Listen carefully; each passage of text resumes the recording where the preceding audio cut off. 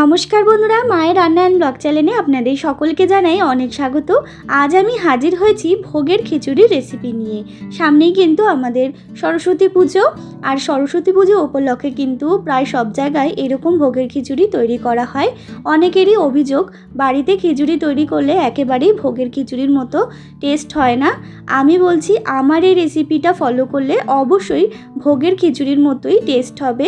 তো চলুন, আমার এই রেসিপিটা জানতে হলে কিন্তু ভিডিওটা সম্পূর্ণ দেখতে হবে। তো চলুন ঝটপট শুরু করি। আর বেশি দেরি না করে, যারা এখনও আমার চ্যানেলটা সাবস্ক্রাইব করেননি তারা অবশ্যই চ্যানেলটাকে সাবস্ক্রাইব করে পাশে থাকা বেল আইকনটা ক্লিক করে রাখবেন। তো এখানে প্রথমেই আমি নিয়েছি, এখানে 500 গ্রাম চাল নিয়েছি, গোবিন্দভোগ চাল, আর 700 গ্রাম মতো মুগ ডাল নিয়েছি। এইবার চালটাকে কিন্তু আমি খুব ভালো করে পরিষ্কার করে নেব আর মুগ ডালটাকে ভেজে নেব।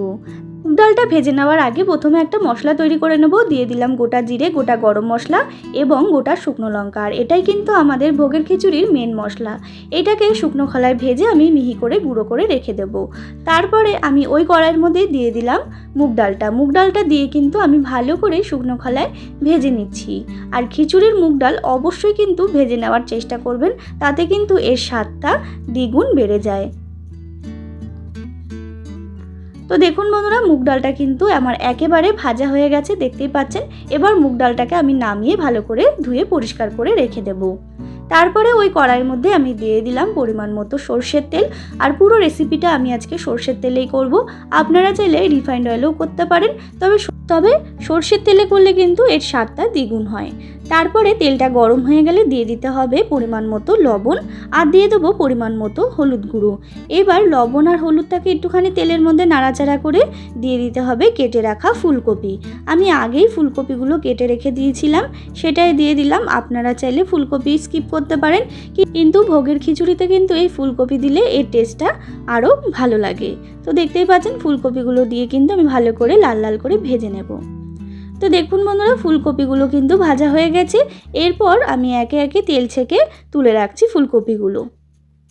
তারপরে ওই তেলের মধ্যে আমি আরেকটু তেল অ্যাড করে দিচ্ছি। এরপর তেলটাকে আবারও আমি গরম করে নিচ্ছি। তো দেখুন বন্ধুরা, তেলটা গরম হয়ে গেছে। এরপর আমি ফোড়ন দিয়ে দিলাম শুকনো লঙ্কা এবং জিরে, আর দিয়ে দেবো তেজপাতা। এরপর ফোড়নটা দিয়ে কিন্তু আমি একটুখানি নেড়েচেড়ে ভেজে নিচ্ছি। তো দেখুন বন্ধুরা, শুকনো লঙ্কা, তেজপাতা এবং গোটা জিরে ভাজা হয়ে গেছে ফোড়নটা। এরপরে আমি দিয়ে দিলাম পেস্ট করে রাখা আদা এবং কাঁচা লঙ্কা। আমি আদা আর কাঁচা লঙ্কাটাকে আগে থেকেই একবারে পেস্ট করে রেখে দিয়েছিলাম, সেটাই দিয়ে দিলাম। পরিমাণ মতো আপনারাও দিয়ে দেবেন। তারপরে দিয়ে দিলাম লবণ। আর আদা আর কাঁচা লঙ্কাটা দিয়ে কিন্তু একটু নাড়িয়ে চাড়িয়ে নেবেন, যাতে আদার কাঁচা গন্ধটা একেবারে চলে যায়।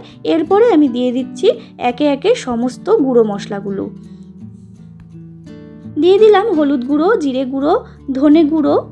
তারপর দিয়ে দেব আমি এখানে লঙ্কার গুঁড়ো। আপনারা যে যেরকম ঝাল খাবেন সেই পরিমাণ লঙ্কার গুঁড়ো দিয়ে দেবেন। এবার ভালো করে একটুখানি মশলাগুলো দিয়ে আমি নাড়িয়ে চাড়িয়ে নিয়েছি।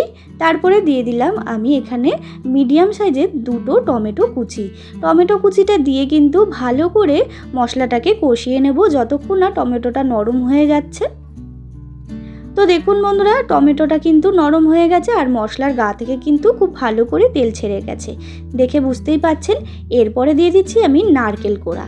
আপনারা অনেকেই হয়তো ভোগের খিচুড়িতে নারকেল ডুমুডুমু করে দেন, তবে এইভাবে নারকেল কুড়িয়ে দিলে কিন্তু এর স্বাদ দ্বিগুণ হয়। এবার নারকেল কোড়াটা দিয়েও কিন্তু আমি একটুখানি নাড়িয়ে চাড়িয়ে নিয়েছি বেশ কিছুক্ষণ, মানে ধরুন ওই 1 মিনিট মতো। তারপরে দিয়ে দিলাম কড়াইশুঁটিটা দিয়ে আমি আবারও একটুখানি মশলাটার সাথে নাড়িয়ে চাড়িয়ে দিয়েছি।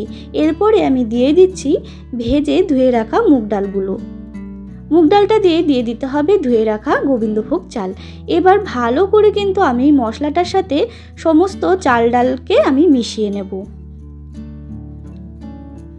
তো দেখুন বন্ধুরা, মশলাটার সাথে কিন্তু খুব ভালো করে চাল ডালটা মিশিয়ে নিয়েছি, দেখে বুঝতেই পাচ্ছেন আপনারা। আর এইরকমভাবে রান্না করলে কিন্তু এর টেস্টটা একেবারেই ভোগের খিচুড়ির মতোই হয়।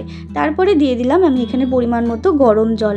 অবশ্যই খিচুড়িতে গরম জল দেওয়ারই চেষ্টা করবেন। ঠান্ডা জল দিয়ে রেসিপিটা তৈরি করলে কিন্তু একেবারেই এর স্বাদটা নষ্ট হয়ে যায়। গরম জল দিলে ঝটপট তৈরিও হয়ে যায় এবং এর টেস্টটা দ্বিগুণ হয়। তারপর দিয়ে দিলাম কয়েকটা গোটা কাঁচা লঙ্কা। এবার ভালো করে আমি ফুটিয়ে নেব চাল ডালটাকে। তো দেখুন বন্ধুরা, আমি কিন্তু ফুটিয়ে নিয়েছি চাল ডালটাকে, বেশ ভালো মতো কিন্তু ফুটে এসছে। আমার কিন্তু আরেকটু ফুটিয়ে নিতে হবে চাল ডালটাকে, এখনও কিন্তু খুব বেশি সেদ্ধ হয়নি, দেখে আপনারা বুঝতেই পাচ্ছেন। তো দেখুন বন্ধুরা, আবারও ফিরে আসলাম 10-15 মিনিট পরে। চাল ডালটা কিন্তু একেবারে ভালো মতো সেদ্ধ হয়ে গেছে, দেখে বুঝতেই পাচ্ছেন কতটা ঘন ঘন হয়ে গেছে। আর ভোগের খিচুড়ি কিন্তু একদম পাতলা ভালো লাগে না, একটু ঘন ঘনই এর টেস্টটা ভালো লাগে। এরপরে দিয়ে দিলাম আমি আবারও কিছুটা পরিমাণ গরম জল, আর অবশ্যই আগেও বলেছি গরম জল দেওয়ারই চেষ্টা করবেন। এরপরে আবারও একটু ফুটিয়ে নেব, তার আগে দিয়ে দিতে হবে এখানে ভেজে রাখা ফুলকপিগুলো। ভেজে রাখা ফুলকপিগুলো দিয়ে কিন্তু আমি ওই 5 থেকে 10 মিনিট মতো আমি আবারও ফুটিয়ে নেব খিচুড়িটার সাথে ফুলকপিগুলোকে। তো দেখুন বন্ধুরা, আবারও কিন্তু আমি ফুটিয়ে নিয়েছি ফুলকপিটার সাথে খিচুড়িটাকে, কিন্তু একেবারে আমি ফুটিয়ে নিয়েছি। আর আমার কিন্তু ফুলকপিটা খুব ভালো করে সেদ্ধ হয়ে গেছে, যেহেতু ফুলকপিটা আগে থেকেই ভেজে রাখা ছিল, তাই ফুলকপিটা বেশিক্ষণ সময় লাগেনি সেদ্ধ হতে। এরপরে আমি দিয়ে দিলাম পরিমাণ মতো চিনি, যেহেতু ভোগের খিচুড়ি একটু মিষ্টি মিষ্টি হয় আপনারা সবাই জানেন। আর দিয়ে দিলাম আমি এখানে ভেজে গুঁড়ো করে রাখা মশলাটা, আর দিয়ে দিলাম ঘি। ব্যাস, এবার সমস্ত মশলার সাথে কিন্তু আবারও আমি খিচুড়িটাকে একটু নাড়িয়ে চাড়িয়ে নিচ্ছি।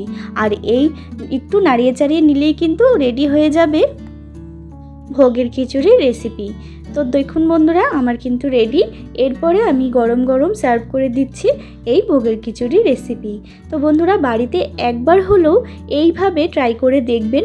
আমার এই রেসিপিটা ফলো করে বাড়িতে ট্রাই করলে কিন্তু একেবারেই ভোগের খিচুড়ির মতোই হবে।